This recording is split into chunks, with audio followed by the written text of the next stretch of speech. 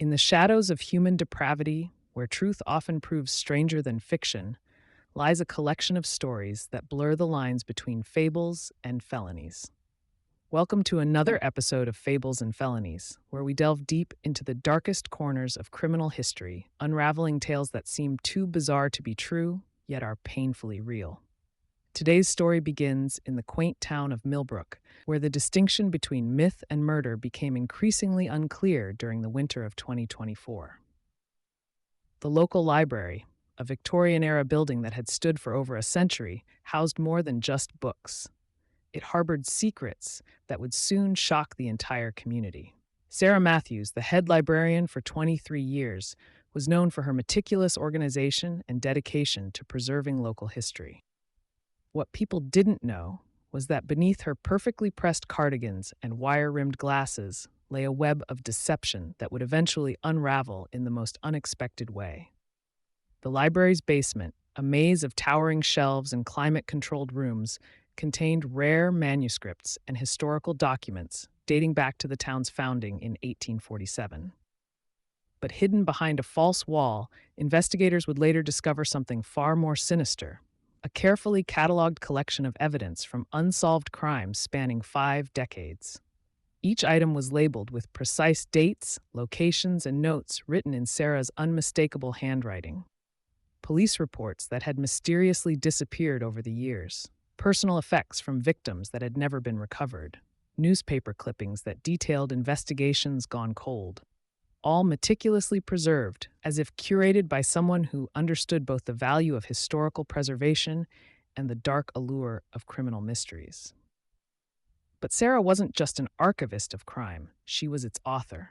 The investigation would reveal that for nearly 2 decades, she had been orchestrating elaborate schemes, using her position as librarian to access information, manipulate records, and create alibis so perfect that no one ever suspected the quiet woman who spent her days surrounded by books.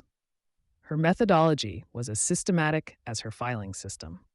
She would identify potential targets through library records, studying their habits, routines, and vulnerabilities.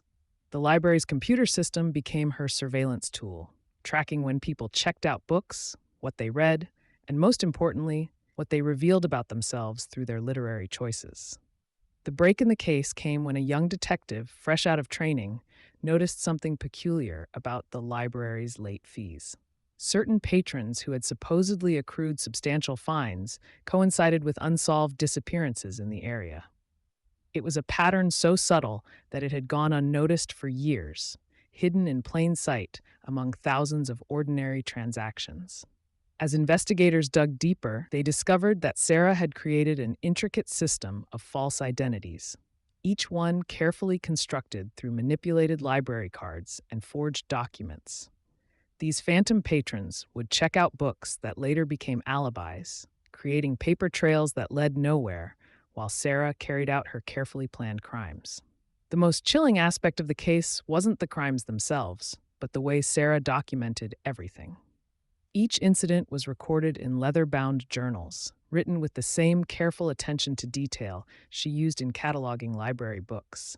She approached murder with the methodical precision of a librarian, cross-referencing her victims, creating indexes of their final moments, and archiving the evidence with professional care. But what drove a respected librarian to create such a macabre collection? The answer lay in another hidden room. This one filled with first editions of true crime books, many of them signed by their authors. Sarah wasn't just collecting evidence. She was creating her own anthology of crime, living out the stories she had spent her life reading about. The investigation revealed that Sarah had been more than just an avid reader of true crime. She had been corresponding with imprisoned killers for years, building relationships through carefully worded letters that revealed both her intelligence and her growing obsession with criminal psychology. These letters, found in a locked drawer in her office, showed how she had evolved from a curious observer to an active participant in the dark world she had studied for so long. The case became known as the Librarian's Archive, and it changed the way law enforcement looked at cold cases in the region. Sarah's detailed records provided answers to mysteries that had haunted families for decades, but they also raise disturbing questions about how someone could maintain such a seemingly normal life while orchestrating such elaborate crimes. As we continue to uncover more details about this case, we're reminded that sometimes the most dangerous predators are the ones who appear most harmless.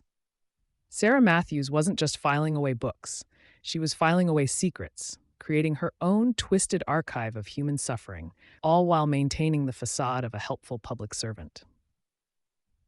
The story of the Millbrook Library murders serves as a chilling reminder that evil often wears the most ordinary faces, and that sometimes the keepers of knowledge can also be the keepers of dark secrets. It challenges our assumptions about who can be capable of such calculated violence and forces us to question how well we really know the people we interact with every day. This case also highlights the thin line between studying crime and becoming part of it. Sarah's transformation from a curator of criminal history to its creator is a disturbing example of how obsession can blur the boundaries between observation and participation. As we wrap up this episode of Fables and Felonies, we're left with the unsettling knowledge that sometimes the most incredible stories aren't fables at all, but rather carefully documented facts, preserved by someone who understood that the best place to hide the truth is often in plain sight, between the pages of everyday life.